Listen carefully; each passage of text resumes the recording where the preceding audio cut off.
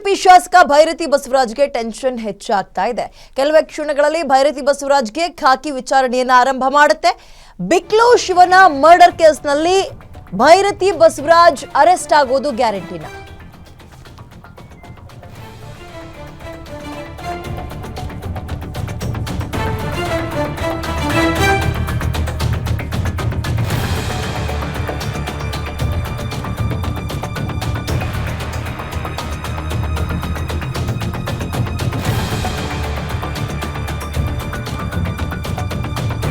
ಭೈರತಿ ಬಸವರಾಜ್ಗೆ ಖಾಕಿ ವಿಚಾರಣೆ ಏನೇನು ಕೆಲವೇ ಕ್ಷಣಗಳಲ್ಲಿ ಆರಂಭ ಆಗುತ್ತೆ. ಬಟ್ ಕುತೂಹಲ ಮತ್ತು ಪ್ರಶ್ನೆ ಮೂಡಿಸಿರುವಂತದ್ದು MLAನ ಈ ಕೇಸ್ನಲ್ಲಿ ಅರೆಸ್ಟ್ ಮಾಡ್ತಾರಾ ಅಂತ.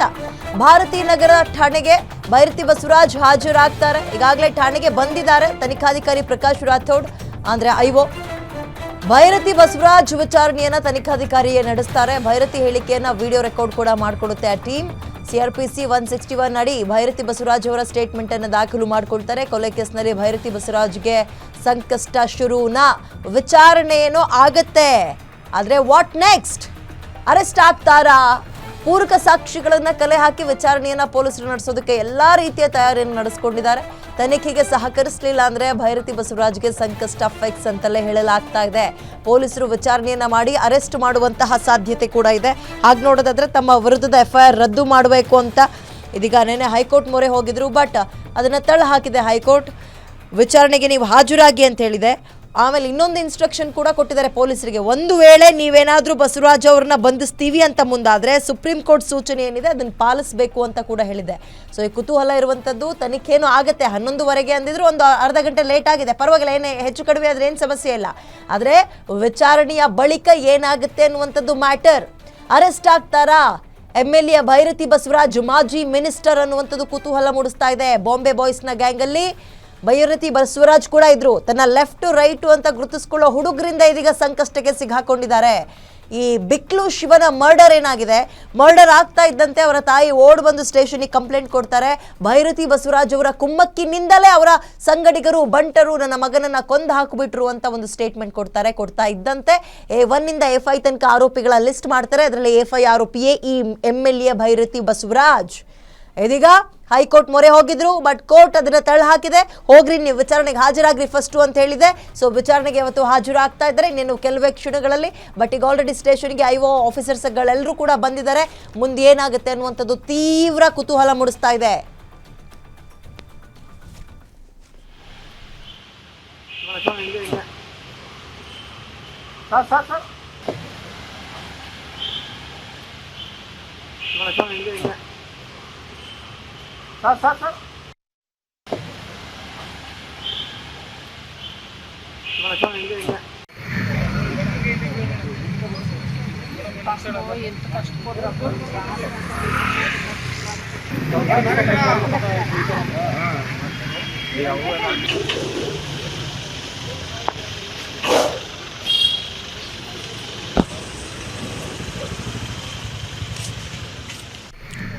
ಓಕೆ, ವಿಚಾರಣೆ ಇನ್ನೇನು ಕೆಲವೇ ಕ್ಷಣಗಳಲ್ಲಿ ಆರಂಭ ಆಗುತ್ತೆ. ಆರಂಭ ಆಗಬೇಕು ಅಂದ್ರೆ ಈಗ ಆರೋಪಿ ನಂಬರ್ 5 A5 ಆರೋಪಿ ಏನಿದ್ದಾರೆ ಭೈರತಿ ಬಸವರಾಜ್ ಅವರು ಠಾಣೆಗೆ ಬರಬೇಕು. ಸ್ಟೇಷನ್ಗೆ ಬರ್ತಾ ಇದ್ದಂತೆ ತನಿಖೆಯನ್ನು ಆರಂಭ ಮಾಡ್ತಾರೆ.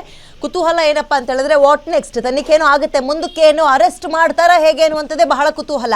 ಅರೆಸ್ಟ್ ಮಾಡುವ ಚಾನ್ಸಸ್ ಹೇಗಿದೆ ಮತ್ತು ಹೇಗಿರುತ್ತೆ, ಎಷ್ಟಿರುತ್ತೆ ಅಂತ ಒಂದು ಸ್ವಲ್ಪ ನಾವು ನೋಡ್ಬಿಡೋಣ. ಈಗ ಆಲ್ರೆಡಿ ಒಂದು 4 ಜನರನ್ನ ಅರೆಸ್ಟ್ ಮಾಡಿದ್ದಾರೆ ಈ ಪ್ರಕರಣದಲ್ಲಿ. 5 ಜನರನ್ನ. ಅವ್ರು ಕೊಟ್ಟಿರುವಂತಹ ಸ್ಟೇಟ್ಮೆಂಟ್ ಆಲ್ರೆಡಿ ಅವರ ವಿಚಾರಣೆ ಆಗಿರುತ್ತೆ. ಬೆಂಡ್ ಎತ್ತಿರ್ತಾರೆ, ಡ್ರಿಲ್ ಮಾಡಿರ್ತಾರೆ. ಅವ್ರು ಕೊಟ್ಟಿರೋ ಸ್ಟೇಟ್ಮೆಂಟ್ ಅದರಲ್ಲಿ ಇವರ ಪಾಲ್ ಎಷ್ಟಿದೆ ಅನ್ನುವಂಥದ್ದು ಏನಾದರೂ ಅನುಮಾನ ಬರುತ್ತಾ?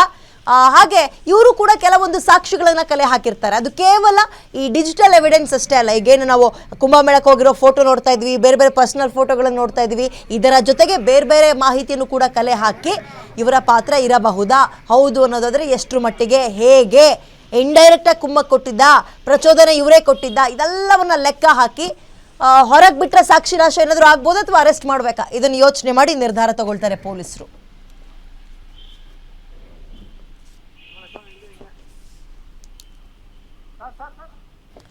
ಓಕೆ, ಮೋರ್ ಡೀಟೇಲ್ಸ್ ನನ್ನ ಕರೆಗೆ ಅಜಯ್ ಕುಮಾರ್ ನೀಡ್ತಾರೆ. ಅಜಯ್, ತುಂಬಾ ಕುತೂಹಲ ಮೂಡಿಸ್ತಾ ಇರುವಂತದ್ದು ವಿಚಾರಣೆ ಏನೋ ಆಗುತ್ತೆ, ಬಟ್ ವಾಟ್ ನೆಕ್ಸ್ಟ್ ಅನ್ನುವಂಥದ್ದು ಏನಾಗೋ ಸಾಧ್ಯತೆಗಳಿವೆ?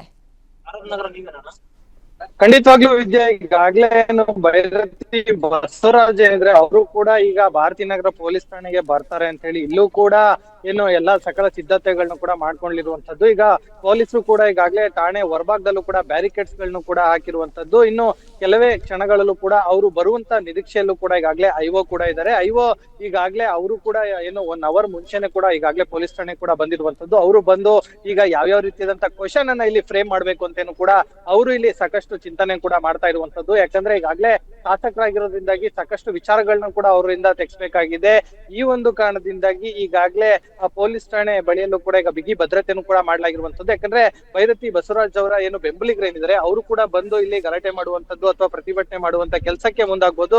ಸೊ ಹೀಗಾಗಿ ಈ ಒಂದು ಕಾರಣದಿಂದಾಗಿ ಸಕಲ ಸಿದ್ಧತೆಗಳನ್ನು ಕೂಡ ಮಾಡ್ಕೊಂಡಿದ್ದಾರೆ. ಇನ್ನು KSRP ತುಕಡಿಯನ್ನು ಕೂಡ ಈಗಾಗ್ಲೇ ನಿಯೋಜನೆಯನ್ನ ಸಹ ಮಾಡಿರುವಂತದ್ದು. ಇನ್ನು ಇವತ್ತು ಭೈರತಿ ಬಸವರಾಜ್ ಅವರು ಬರ್ಲೇಬೇಕಾಗತ್ತೆ. ಯಾಕಂತಂದ್ರೆ ಈಗಾಗ್ಲೇ ಕೋರ್ಟ್ ಕೂಡ ಈಗಾಗ್ಲೇ ಹೇಳಿರುವಂತದ್ದು ನಾಳೆ 11:00 ಬರ್ಬೇಕು ಅಂತ ಹೇಳಿ. ಈಗಾಗ್ಲೇ 12 ಗಂಟೆ ಆಗಿದೆ, ಆದ್ರೂ ಕೂಡ ಇನ್ನು ಭೈರತಿ ಬಸವರಾಜ್ ಅವರು ಕೂಡ ಇನ್ನೂ ಠಾಣೆ ಕಡೆ ಬಂದಿಲ್ಲ.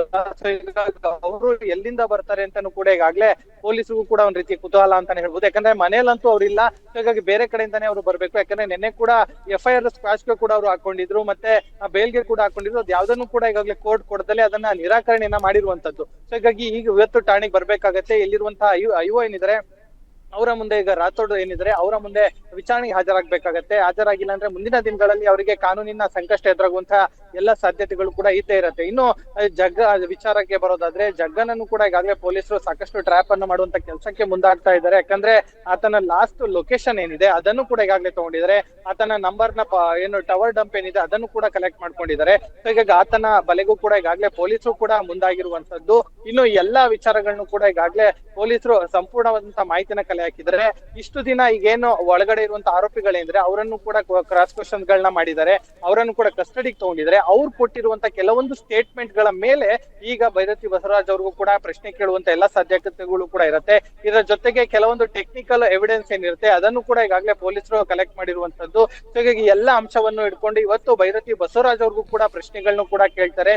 ಯಾಕಂದ್ರೆ ಈಗ ನೀವು ಜಗ್ಗನ ಜೊತೆ ಎಷ್ಟು ವರ್ಷಗಳಿಂದ ಸಂಪರ್ಕದಲ್ಲಿದ್ದೀರಿ, ಇದರ ಜೊತೆಗೆ ನೀವು ಇದೇ ರೀತಿಯಾಗಿ ರಿಯಲ್ ಎಸ್ಟೇಟ್ ಏನಾದ್ರು ಮಾಡ್ತಾ ಇದ್ರಾ, ಮತ್ತೆ ಇಷ್ಟೇ ಅಲ್ಲದೆ ಇಷ್ಟು ದಿನಗಳ ಕಾಲ ಯಾವ್ಯಾವ ರೀತಿಯಾದಂತಹ ಕೇಸಲ್ಲಿ ಇವ್ರು ಭಾಗಿಯಾಗಿದ್ರು. ಸೊ ಹೀಗಾಗಿ ಆಗ್ಲೇ ಇವರ ಒಂದು ಕ್ರಿಮಿನಲ್ ಬ್ಯಾಕ್ ಗ್ರೌಂಡ್ ವಿಚಾರಗಳನ್ನು ಕೂಡ ಈಗಾಗಲೇ ಪ್ರತಿಯೊಂದನ್ನು ಕೂಡ ಪೊಲೀಸರು ಕಲೆಕ್ಟ್ ಮಾಡಿರುವಂತದ್ದು.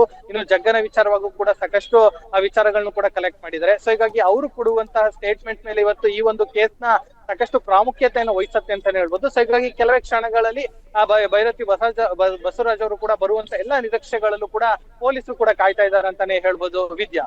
ಓಕೆ, ಧನ್ಯವಾದ ಅಜಯ್ ಡೀಟೇಲ್ಸ್ಗೆ. ಬಿಕ್ಲು ಶಿವ ಕೊಲೆ ಪ್ರಕರಣದಲ್ಲಿ ಇದೀಗ ಈ ಪ್ರಕರಣದ